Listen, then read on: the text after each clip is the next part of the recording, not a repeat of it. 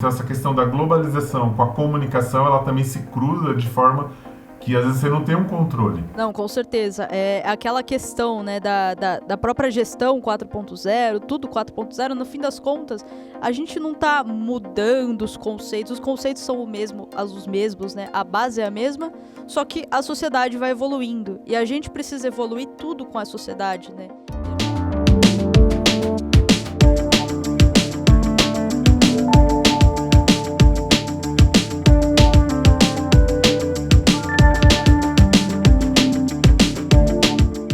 Bem-vindo ao Papo de Marqueteiro, um podcast criado para você para falar sobre marketing e também diversos assuntos como viagens, experiências diversas do cliente ou da gente mesmo.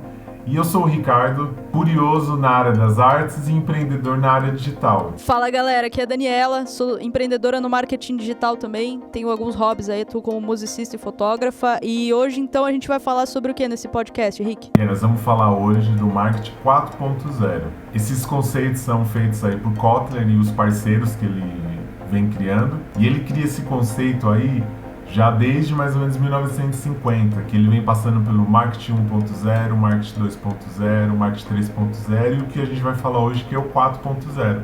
Então uma coisa que o Kotler ele coloca bem claro é que o marketing ele precisa se adaptar às mudanças no meio. Então conforme a sociedade, a questão da globalização vai mudando, ele precisa de vir mudando junto, né? O marketing precisa de mudar conforme a sociedade. Tem alguma coisa que você queira pontuar, que você acha que o marketing 4.0 tem aí que de destaque, Dani? Antes da gente fazer essa recuperação aí um pouco da história, para a gente poder se contextualizar? Boa, então só para contextualizar rápido aqui, se você que está ouvindo aí não é do mundo do marketing, o Philip Kotler é considerado o pai do marketing, né? Então ele tem vários livros escritos, muitos conceitos, é professor em grandes universidades lá fora e é um dos maiores estudiosos que a gente tem de marketing hoje no mundo, né? Bom, voltando então ao marketing 4.0, eu acho que ele é muito marcado pela quarta revolução industrial, que o pessoal chama, né? Que é a revolução da tecnologia, da digitalização,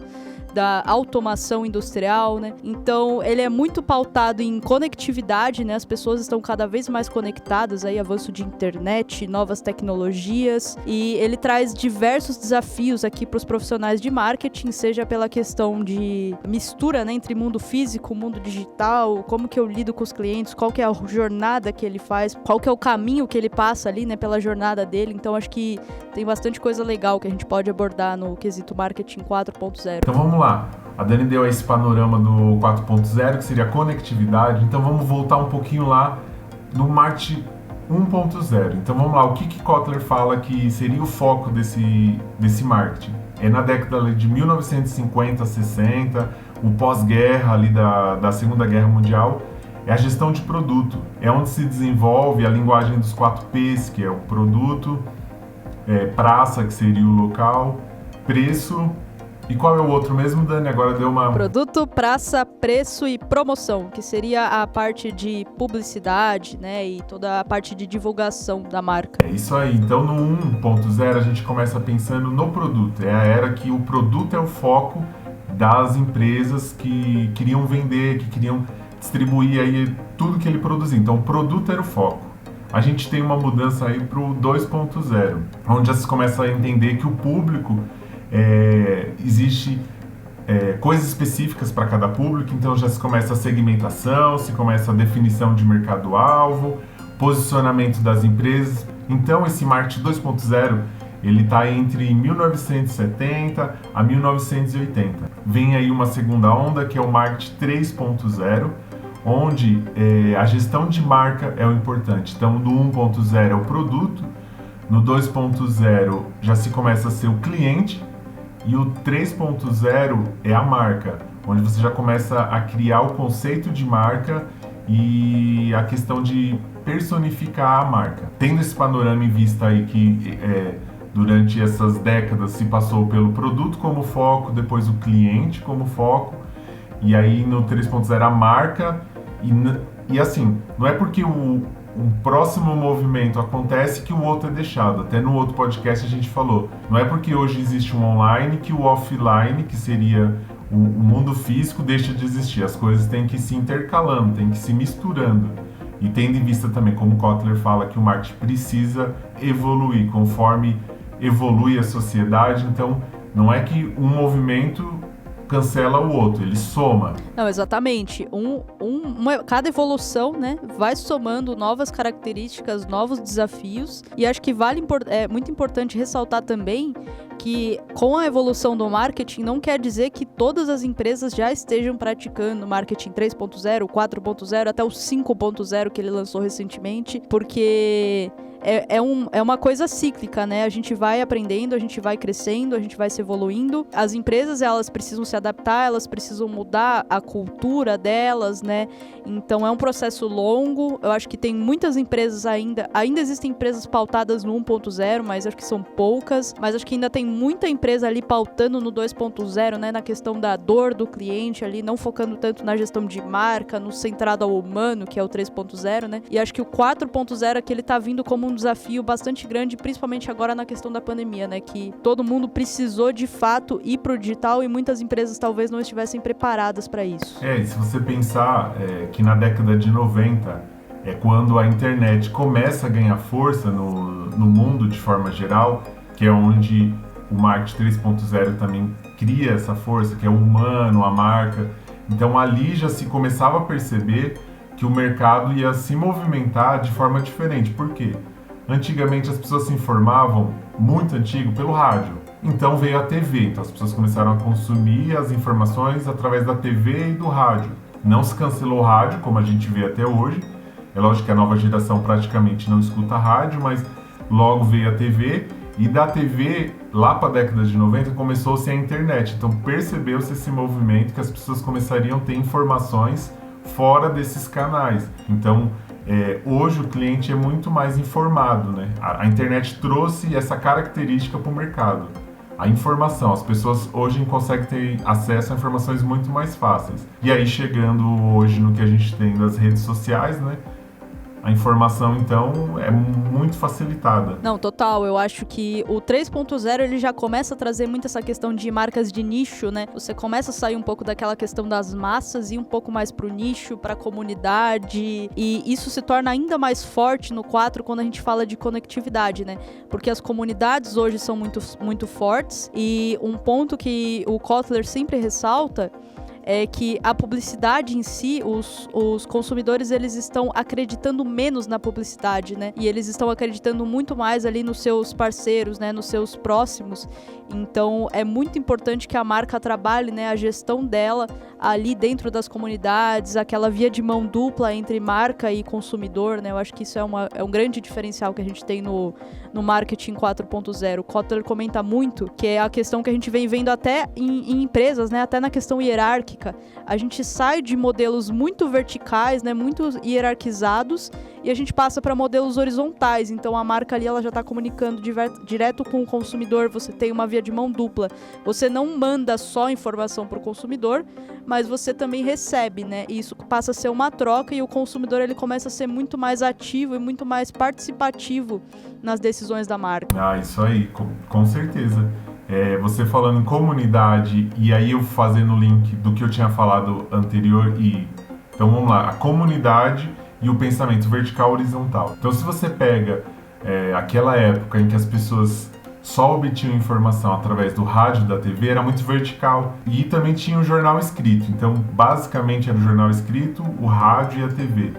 Então aquilo que eles falavam era praticamente como verdade, era vertical. O jeito que ela enxergava era através dos programas de TV, das novelas, dos programas de rádio.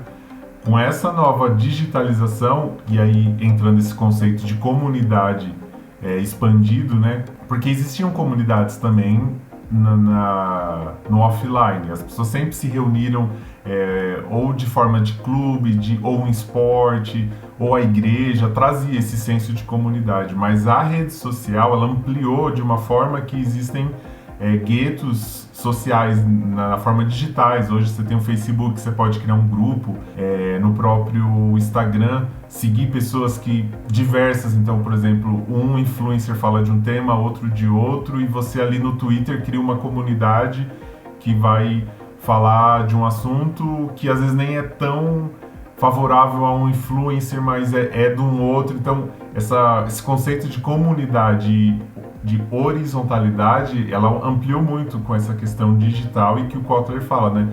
As pessoas hoje, a comunidade tem muito força, então você vê essa mudança de como era feito antes, né? Como as pessoas adquiriam informação e como contribuía com a sua comunidade, como hoje é feito essa troca de informação. Não, com certeza. Eu acho que um ponto que ele destaca muito é a questão de antes você precisava ser exclusivo. Hoje em dia você precisa ser inclusivo, né? Isso começa muito no marketing 3.0, quando a gente começa a falar de questões ambientais, de valores, de ética, que as pessoas elas estão procurando mais marcas que se conectem com elas do que necessariamente, às vezes, um preço, ou às vezes até mesmo o produto em si, né? Eles valorizam muito isso. E o 4.0 ele amplificou isso ainda mais com essa questão da conectividade, né? Porque hoje você não tem mais barreira, então ela diminuiu muito ali, seja os custos para interagir com esses clientes, como também as barreiras, né? Porque qualquer pessoa hoje no mundo pode entrar no digital, né? Coisas que talvez antes não fossem acessíveis. E ele até comenta, né, que hoje os segmentos que são mais influentes na era digital são os jovens. Por quê? Porque os jovens, eles não têm medo de experimentar, eles são agentes de mudança, então eles costumam ser early adopters. Isso ajuda muito nessa questão da inovação, das novas tecnologias, né, tecnologias disruptivas. Os jovens, eles são mais aderentes a esse tipo e eles acabam influenciando as outras gerações, né. Também tem a questão das mulheres. E por que ele fala das mulheres? Porque as mulheres, elas têm essa questão de buscar muita informação antes de fazer uma compra, né? O homem, ele é mais prático, né? Ele vai, ele decide o que ele vai comprar e ele compra. A mulher, ela pesquisa, ela vai, ela entra no site, entra no outro, faz isso, faz aquilo. Então, ela é uma grande influenciadora no mercado. E também os netizens, que são os responsáveis pelas comunidades, né? São aqueles caras lá, os geeks, os nerds, que eles estão ali muito na internet e eles acabam se transformando em conectores sociais, como eles chamam. Então, eles são evangelistas ali, eles criam, né, comunidades, eles disseminam aquele conteúdo. Então, ele fala que para uma empresa ser bem sucedida hoje, ela precisa dominar esses 3 segmentos, ou pelo menos um deles, né? De acordo com o setor que ela atua. Se você pensar aí como você falou a empresa precisa de dominar essa questão da comunidade. Se você pensar uma aquisição que ocorreu aí recentemente da Magazine Luiza, adquirindo um canal, o Jovem Nerd. Dando um exemplo aí da questão que você colocou, é que ela já pegou uma comunidade que já está ali rodando, uma comunidade que já é ativa, né? E ela trouxe para ela poder colocar os produtos delas e ainda eu vi, lendo algumas reportagens, que ela pretende lançar livros e coisas nessa área. Então ela já pegou uma comunidade que estava ali pujante, viva, acontecendo, para poder entender como que ela poderia oferecer os produtos, mas não só na visão antiga do produto, né? Ela já está tendo essa visão holística da questão da comunidade, do como o cliente pensa, como que a marca vai se aproximar desse cliente, né? Já que a marca tinha uma visão mais de eletrodoméstico, coisas de casa, né? Guarda-roupa, essa coisa toda de materiais de casa. Como ela faria essa troca para ser um marketplace que atingiria um público mais jovem. Então ela viu que talvez foi por uma aquisição, mas que ela entendeu que essa comunidade, como esse falou o exemplo do nerd, é muito forte para trazer o jovem para essa conversa. Não, total. E a Magalu, né, ela já estava fazendo esse movimento, né? Então a gente fala dessa aquisição, só que se você for ver todo o crescimento que eles tiveram recentemente, foi porque eles já tinham essa visão, né? Então você tem lá a personagem da Lu, né? Ela é muito forte, ela se conecta muito com as pessoas, ela tem personalidade, que é uma das características que é, né, da questão do marketing 4.0. E acho que até trazendo um pouco disso, da questão da comunidade, da participação, a gente tem uma mudança, né, que o Kotler fala na questão dos 4 P's, né? Se antes a gente falava ali de produto, praça, preço e promoção, hoje ele chama de 4 C's. Então, o que acontece? O produto hoje, ele dá lugar à cocriação. Então, os consumidores, eles participam ativamente, né? A gente dá ideia, a gente mostra as nossas necessidades, seja por meio de redes sociais, enfim, por diversos canais. Então, a gente participa ativamente da cocriação dos produtos. Não é mais aquela coisa vertical, né? Onde a empresa cria o produto e depois o consumidor compra, então o consumidor, isso também dá uma aceitação maior para esse produto, né? Porque a partir do momento que o consumidor ele é um co-criador, ele vai aceitar aquele produto mais facilmente do que se fosse empurrado para ele. Aí tem também a questão... Uma marca... Pode falar. Não, você falando desse conceito, e me veio agora à mente uma marca, que é a Reserva, que é de roupa. Ela tá, de certa forma, aplicando isso dentro da plataforma do e-commerce dela. Então, qualquer pessoa hoje pode ir na plataforma dela, colocar a sua criação de design com a marca Reserva. Então, para o cliente que já é fiel a ela, né, que já é leal, e de repente ele gosta de criar as suas camisetas, mensagens, foto, o que ele quiser personalizar, ele consegue ter a marca que ele já gosta, que ele é leal, tendo o passarinho, que é da Reserva, e criando, né? Então é um certo tipo de aproximação desse conceito de cocriação. Sim, que a cocriação ela ganha muita força quando a gente fala de questão de ultra personalização, né?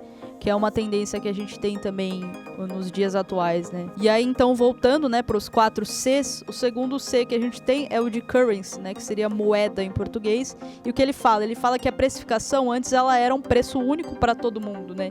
E hoje ela é dinâmica, ela acompanha o mercado e através das análises que a gente tem, né, seja de Big Data, de comportamento do consumidor, a gente consegue diferenciar o preço para consumidores distintos.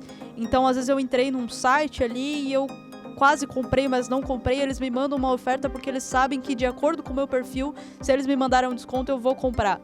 Então, acho que isso é uma mudança que a gente tem também no 4.0. E acho que um exemplo desse daí que, pelo menos eu percebo como usuário aí, a Amazon às vezes faz esse tipo de jogo, né? Você entra, tá um produto por um preço e de repente vem, você tá na rede social ou vem por e-mail um preço daquilo que você pesquisou, às vezes com uma promoção, tentando te chamar para você comprar, talvez ou ele ter percebido a questão de você ter esse apelo, ou também uma forma de mudança de preço para te fazer tomar a decisão de comprar. Sim, eles têm uma inteligência muito esperta, né, ali, muito inteligente por trás, que entende esses perfis, né, e ela tem autonomia para decidir isso. Então você não precisa mais ter uma equipe dedicada, porque seria totalmente inviável. Então, com essa questão da predição, da análise de dados, você consegue ali automatizar esse processo, né, e deixar essa precificação dinâmica sem depender de uma equipe que tome decisão, né, para cada pessoa, para cada consumidor, que tornaria inviável numa empresa desse porte. Eu fiquei pensando, seria inviável, seria uma gestão de preço assim absurda, né? Exatamente. Tem que ter automatização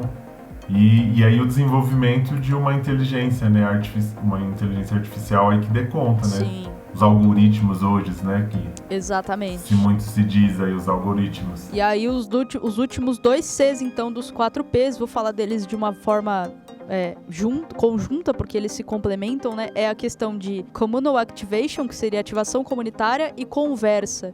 Então, a gente troca aquela questão da distribuição, né? Ou seja, da praça, de um ponto a ponto ali, né? Para uma coisa muito mais dinâmica. Então, os consumidores, eles querem ter acesso instantâneo, né? A produtos e serviços. Acho que um modelo que ajuda a exemplificar isso é a questão de Uber, de Airbnb, que você conecta rapidamente ali, né? O produto ou o serviço que a pessoa tem necessidade ali de forma muito rápida, e a questão da conversa, que vem muito ali na questão da comunidade, né? Então, ela passa a ser uma via de mão dupla. Então, você deixa de ter aquela promoção, aquela publicidade de mão única que você tinha, que você só enviava informações para os clientes, mas você começa a receber aquilo também, né? E começa a ter uma troca ali entre a marca e o consumidor. E você falando aí de publicidade, eu lembrei também, pensando no digital, que foi o que trouxe também uma revolução, é que hoje no digital, o pequeno consegue disputar com o grande, não com a mesma força, mas utilizando o mesmo espaço. Porque, por exemplo, o pequeno antes não teria como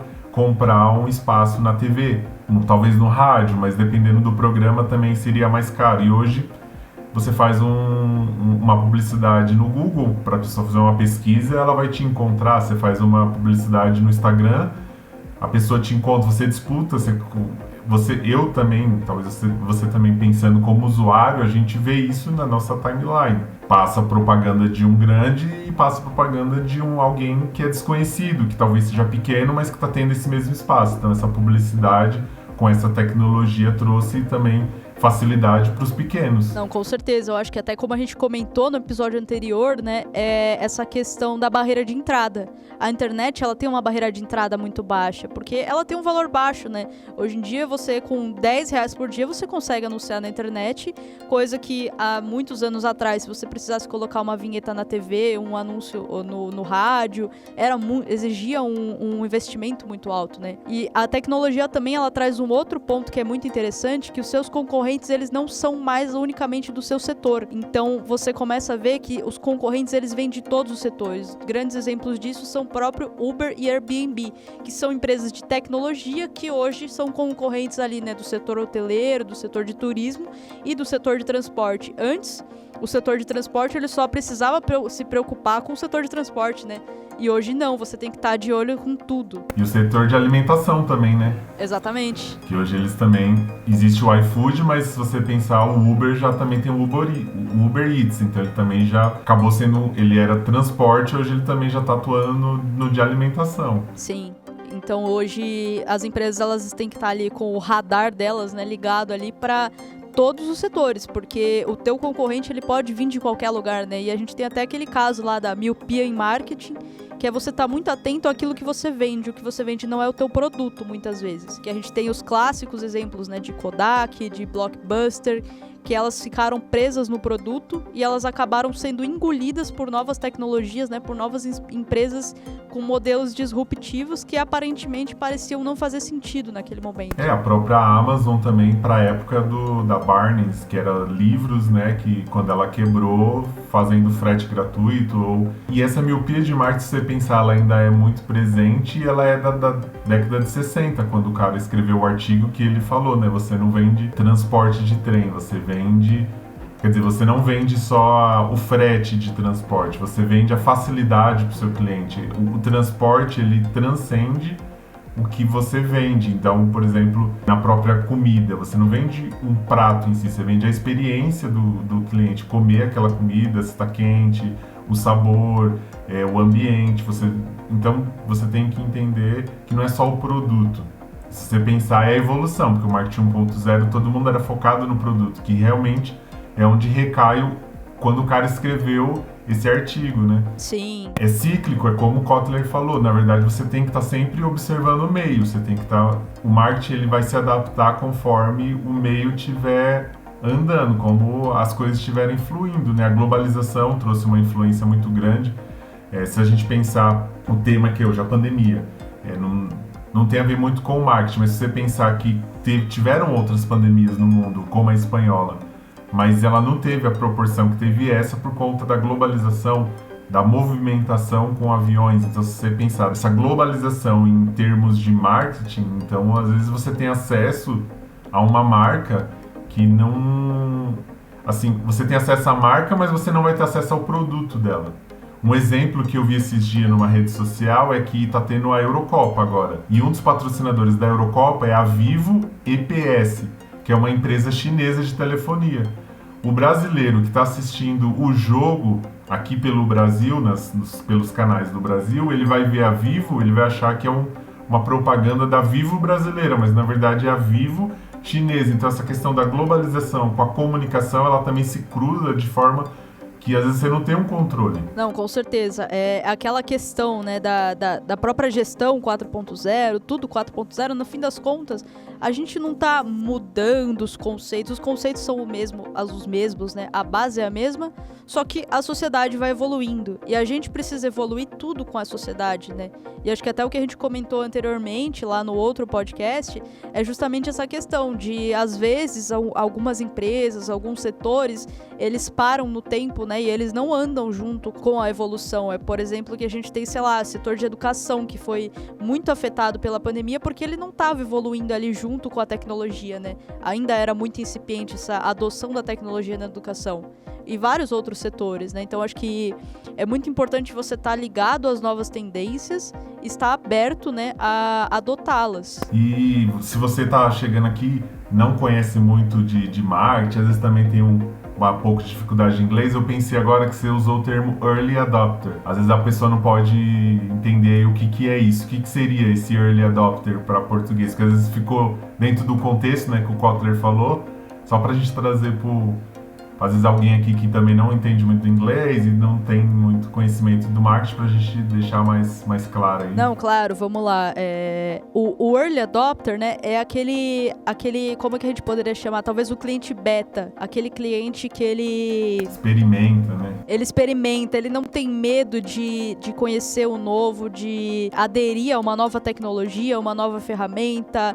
De repente, a gente teve a questão do Clubhouse, que apareceu do nada, né, que era uma plataforma totalmente diferente, com o intuito de áudio e tudo mais, e tiveram vários early adopters ali que entraram muito rápido naquilo, nem sabiam se aquilo ia ser grande o suficiente, né? A gente sabe que ele já deu uma diminuída ali, né?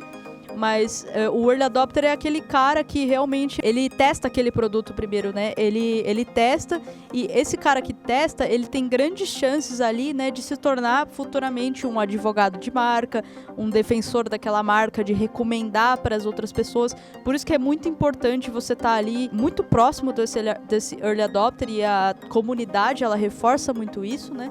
E você fortalecer nessa comunidade de early adopters, porque provavelmente eles vão te ajudar lá na frente quando o teu produto tiver um pouco mais estabilizado, né? Teu produto, teu serviço, enfim. Então, galera, essa questão do early adopter é isso, é a pessoa que tem a predisposição, ela tem mais facilidade em testar um produto sem medo, ela corre o risco. Se você pensar que o early adopter é uma parte de uma jornada de compra ou de um tipo de ciclo de vida do produto, a gente pode ir então para pensar numa jornada de compra do cliente. Aí o 4.0 ele vai trazer algumas possibilidades para você entender dentro do mercado, dentro do movimento que o consumidor faz, até chegar a vias de fato de comprar um produto ou um serviço. E aí, Dani, o que a gente pode falar desse tema de jornada? Bom, acho que o primeiro ponto é a gente contextualizar o que é a jornada do cliente, né? Boa. Que acho que talvez uma pessoa que não seja familiarizada com esse termo do marketing pode ficar confusa. A jornada do cliente nada mais é do que o ponto aonde, desde quando o cliente tem aquele primeiro contato com a marca, né? Então, quando você conhece a marca, todo o caminho que você passa até você realizar uma compra.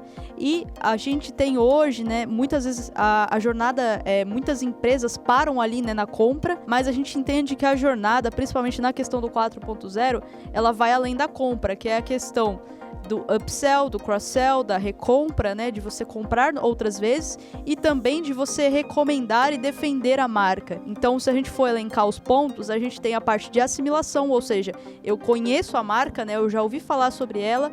Aí você tem a atração, que é eu gosto da marca, eu reconheço aquela marca, eu entendo que aquela marca pode fazer sentido. Aí ele traz então a arguição, que é eu estou convencido, eu acho que aquele produto ou aquele serviço faz sentido para mim.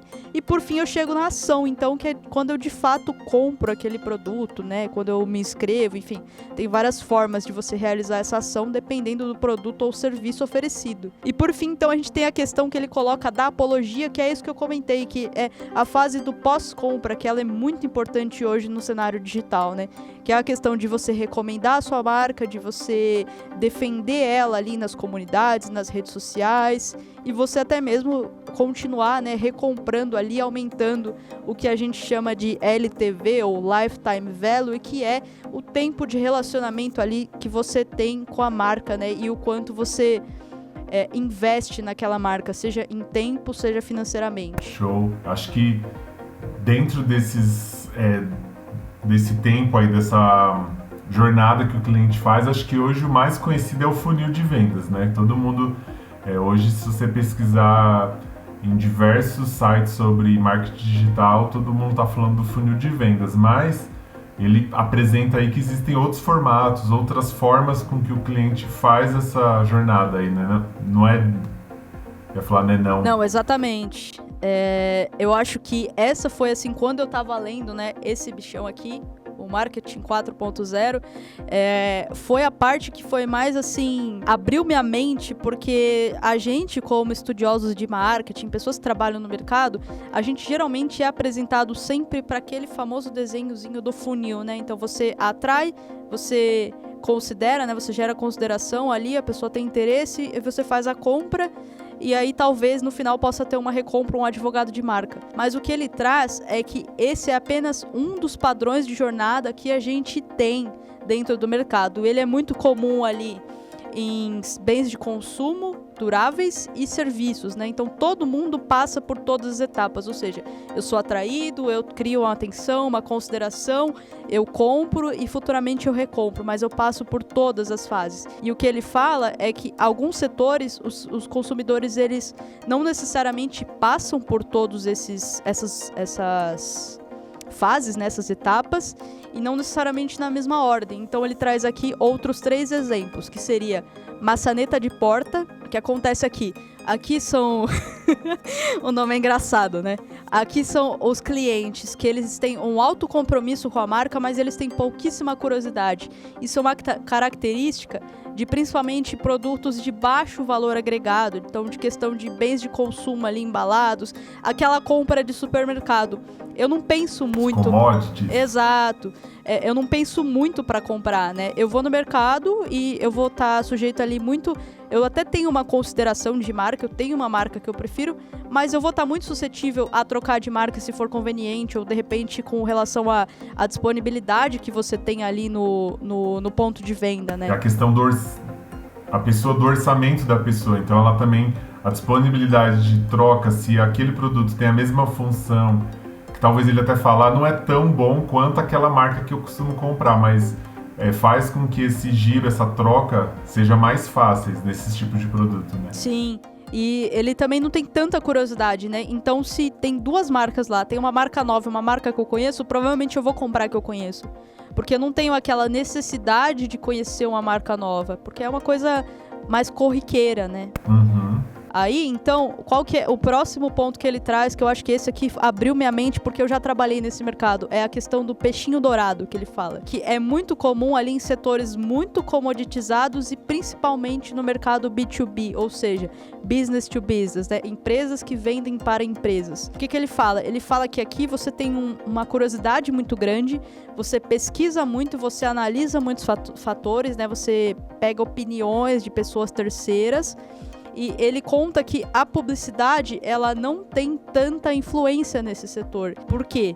Porque além de você ter esse processo de você pesquisar muito, analisar muitos fatores, ela geralmente é uma compra mais complexa, né? Então ela envolve ali muitos interessados, muitos objetivos. Então quando a gente vê lá, às vezes você tem uma licitação, você tem que passar por diversos departamentos dentro da empresa. Então se torna ali, né, muito... diferente essa jornada, porque ela não depende exclusivamente de uma única pessoa ali, né? Um tomador de decisão. Sim, aí fica a dificuldade de você, pensando num funil comum, você às vezes até atrai uma pessoa que é da empresa, mas ela não é a decisora, ela não toma decisão. Então ela até sugere, então atrair você até consegue. Mas aí não é ela que toma a decisão, é feito um caminho já um pouco mais complexo que, de repente, se ela tomasse a decisão, ela compraria. Então foi até eficaz a forma como você trouxe ela pela atração, depois consideração, mas não era ela. Então o B2B tem essas dificuldades, né? Sim. Ele é um mercado bastante diferente assim do B2C, né? Até por conta desses diversos tomadores de decisões. E por fim, então, né, ele traz o modelo trompete. O que é o modelo trompete? São empresas ali, né, muito focadas no mercado de estilo de vida, marcas de luxo, marcas de grife, porque essas empresas, elas têm uma afinidade muito grande, né? Os clientes, eles confiam na qualidade dos produtos, eles estão dispostos a defender a marca, mas ela tem uma característica muito peculiar, que é a questão de você ter um número maior de advogados de marca, né? Ali no final, na questão da apologia, né? Quem defende, quem indica, maior do que quem realmente compra. Porque o que acontece, como são produtos de alto preço, né? Muitas pessoas ali, elas têm vontade de ter aqueles produtos, mas ela não tem condição. Só que a marca, ela é tão sólida, ela é tão envolvida, né, com os consumidores, que você recomenda mesmo assim, né? Então, por exemplo, sei lá, hoje eu não tenho condições de ter uma Ferrari, mas eu talvez recomendasse. Esse tipo de setor, ele é considerado o setor trompete. Show. Bem diferenciado, né? Bem diferente você pensar aí dos outros que estavam vindo. Porque o peixinho e a maçaneta meio que, na verdade, são opostos, porque o maçaneta era os comoditizados, né? E o peixinho aquele mais o B2B, né? E aí isso daqui vem... Sim. O maçaneta, ele é produtos de baixo valor, né? Então, questão ali que produtos de compra muito simples contra o B2B, que são compras muito complexas, né? E aí você vem com esse outro formato, que é a questão do setor de luxo, né? Do setor de grife, que tem uma característica muito diferente. E aí, por fim, então, né? Exato. Por fim, então, o que ele faz? Ele traz um modelo que ele chama de gravata borboleta, que seria um quinto modelo. Que acontece? Que é o modelo, supostamente, do mundo ideal. Onde o que você faz? Todos os clientes que você atrai, eles realizam uma compra. E todos aqueles clientes que são conscientes da sua marca, eles estão dispostos a te defender. Obviamente, são raríssimas esses casos, né? A maioria não vai ser, porque a gente não vive no mundo ideal, né? E sim no mundo real. Mas o que ele traz com esse modelo é o seguinte: você pode usar esse modelo para sobrepor ele no teu modelo, né? No teu setor ali. E então entender aonde está o teu gap, aonde você precisa melhorar para se tornar mais próximo do modelo ideal. Será que esse modelo... Eu fiquei pensando agora, eu acho que talvez está perdendo um pouco, mas durante um período a Apple seguir esse modelo do ideal, porque eu acho que os Apple lovers, eles eram muito leais, eles eram defensores, advogados da marca. Hoje você vê já uma movimentação um pouquinho diferente, né? Até por algumas coisas pontuais, como do carregador, ou de algumas coisas que foram surgindo da empresa, mas será que durante um período da jornada era esse estilo da Apple, ou será que não dá pra... Então, eu acho que assim, a gente não consegue afirmar, né, seria burrice a gente falar que a gente vai afirmar que ela tem esse modelo, até porque o modelo ideal, geralmente, ele nunca vai ser o modelo real. Acredito que eles transitem ali muito próximos do que seria um modelo ideal em alguns momentos da história da empresa, né, mas é aquela coisa, né, o modelo ideal... ele nunca vai ser o real, porque o real tem várias interferências e várias coisas. E eu acho que a nossa busca, ela não precisa ser necessariamente pelo modelo ideal. Tem um ponto que eu gosto muito de trazer, assim, que eu peguei com o meu mentor, com o Joel J, que é a questão de você trocar essa questão da perfeição pelo alto padrão. Então, cara, você não tem que ser perfeito, mas tenha alto padrão, faça aquilo com excelência, faça com qualidade. Acho que é isso que as empresas precisam buscar, né? A excelência, a qualidade, acho que vem muito do esporte isso, e são coisas que nos ajudam muito em diversas áreas da vida, inclusive nos negócios. Ganchando ainda aí do que você falou do esporte, do Joel, o esporte, todo mundo tem que ter alta performance.